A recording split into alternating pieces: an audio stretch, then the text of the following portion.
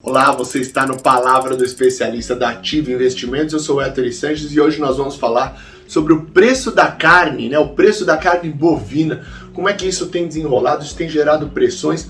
Confere aí.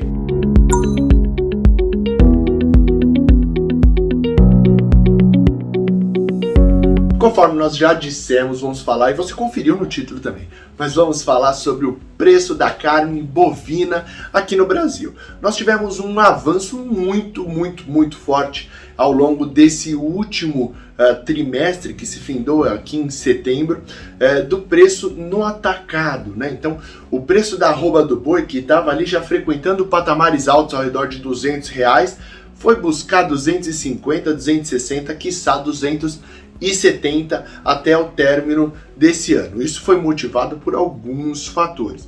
O primeiro fator relevante é o fator chinês, né? A China já desde o ano passado vem sofrendo um problema de abastecimento de proteína lá, produto de uma carência de suínos, que sofreram uma pandemia, a febre suína africana que ocorreu lá na China.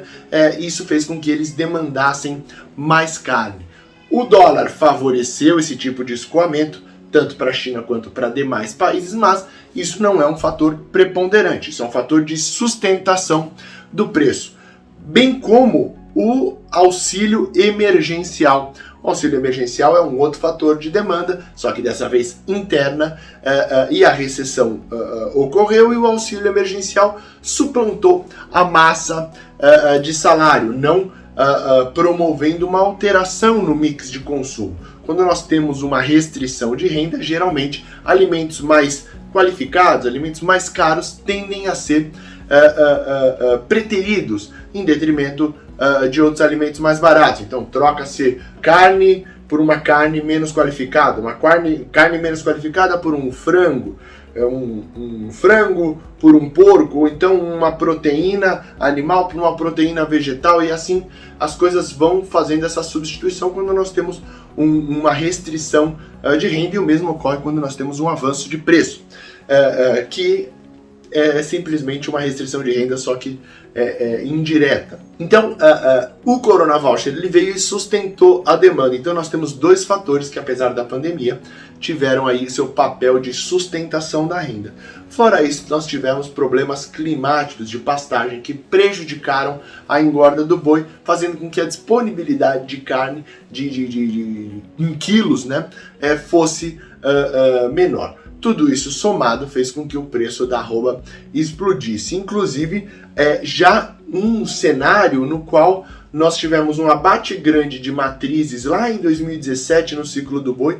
Isso começa a se refletir agora. Então, um ambiente de carnes tensionados. Mas isso deverá ser transmitido para o atacado, para o varejo, né? Uma vez que isso vem do atacado, isso já está sendo transmitido. É evidente que uma parte não tão relevante está sendo passada, uma vez que o preço da arroba do boi ficou mais alta, mas nós temos toda uma cadeia de insumos, de relações de preço relativo, que fazem com que isso acabe não chegando até o consumidor final em sua magnitude total.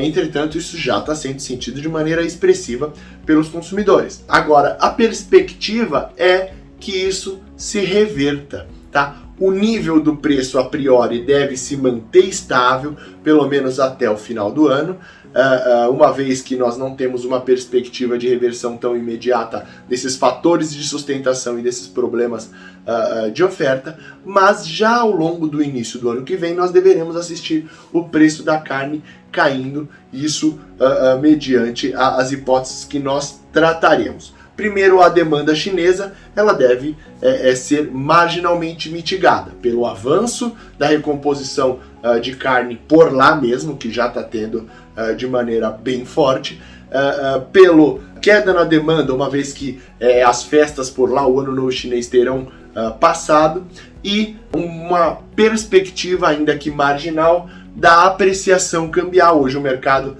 tem uma apreciação para o final de período nesse ano aqui de 5,60, patamares de hoje, para alguma coisa ao redor de 5,30, 5,20, com subsequente apreciação para 2021 também. Isso deve tornar o preço do boi aqui menos atraente. Então é esse fator de sustentação, que foi um escoamento de produto para fora, acaba sendo mitigado.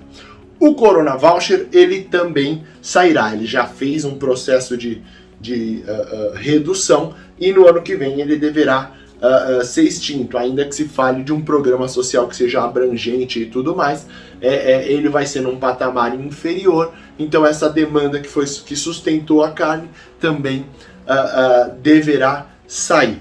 Fora isso, gente, a gente deve ter sim uma marginal recomposição de oferta. Eu digo isso porque os preços elevados eles permitem, eles ensejam que o abate avance, ainda que marginalmente. Não estou dizendo que o preço da arroba do boi lá no atacado vai cair até 120, nem a 150, aliás, longe de 170, ele deve permanecer ali ainda superior aos 200, muito próximo de 220, que é um patamar considerado altíssimo para o boi, denotando de fato essa restrição, essa carência de oferta, com uma demanda ainda aquecida. Mas isso, em termos inflacionários e para o seu bolso, deve se refletir numa queda marginal, sim. Só no final desse ano a acomodação já faz com que a inflação não varie, então o preço deve se sustentar nos patamares do final de outubro,